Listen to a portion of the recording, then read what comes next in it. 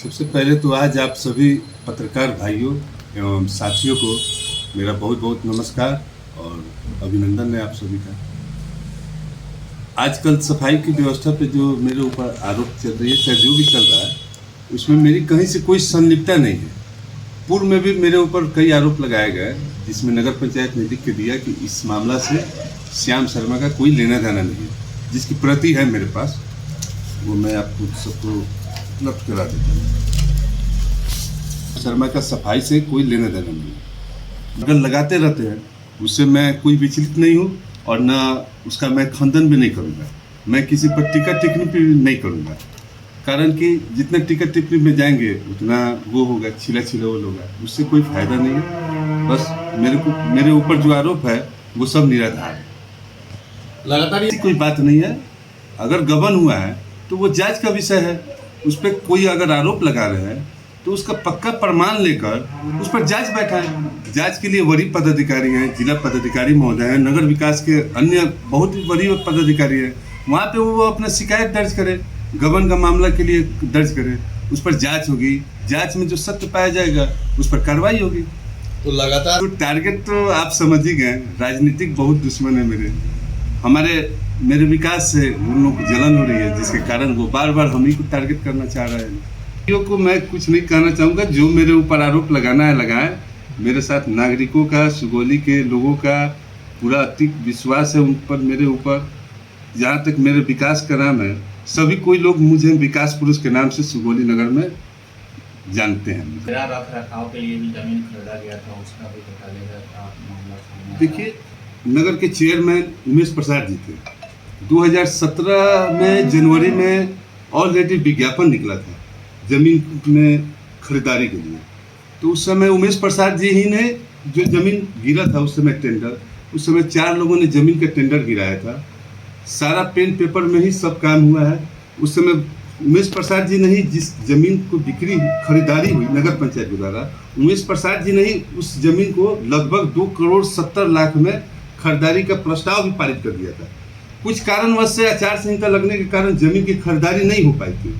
उसके 4 महीने के बाद जब हम चेयरमैन बने और माननीय गोदावरी देवी जी चेयरमैन बनी, तो उसी जमीन को, जिस जमीन को उमेश प्रसाद जी ने 2 करोड़ 70 लाख में खरीदारी का प्रस्ताव पारित कर दिया था, उसकी प्रति भी है मेरे पास।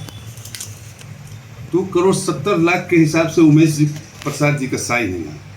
उन्होंने 4/2017 को स्वीकृति भी दे दी थी, लेकिन आचार संहिता लगने के कारण जमीन की खरीदारी नहीं हो पाई थी। उस जमीन को हम लोगों ने जुलाई 2017 में जमीन का रजिस्ट्री कराया, वनली 1 करोड़ 41 लाख में। 1 करोड़ 30 लाख का बचत हम लोगों ने सरकार को कराया। और आरोप लगाने वाले तो आरोप लगाएंगे ही। जो 1 करोड़ 30 लाख रुपया का बंदरबात नहीं कर पाए वो तो आरोप लगाएंगे ही। घोटाले को बचाया, घोटाला ही हुआ। जो जमीन 2 करोड़ 70 लाख में खरीदा जा रहा था, उस जमीन को हम लोगों ने 1 करोड़ 41 लाख में खरीदा, तो 1 करोड़ 30 लाख का लगभग ये सरकार का ही बचत हुआ ना।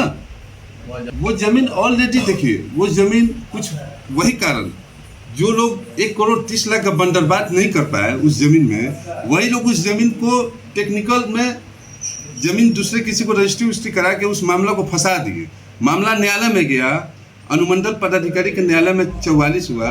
उसमें भी जमीन के पेपर के आधार पर नगर पंचायत को ही अनुमंडल पदाधिकारी ने डिग्रियाँ दी, लेकिन आज तक उस समय जो कार्यपालक पदाधिकारी थे, वर्तमान कार्यपालक पदाधिकारी, उस पर ध्यान नहीं दिए और अनुमंडल पदाधिकारी महोदय के आदेश को खारिज कर उन्होंने उस लोगों के साथ मिलकर उस जमीन को इधर उधर सारा मामला फंसा दिया। वो जमीन ऑलरेडी नगर पंचायत के द्वारा ही बाउंड्री भी किया गया, उसमें एक गेट भी लगा था, उसमें ताला भी नगर पंचायत के कर्मचारी, उस समय टैक्स दरोगा थे किशोरी प्रसाद जी, उन्होंने जाके ताला भी लगाया था उस जमीन पर।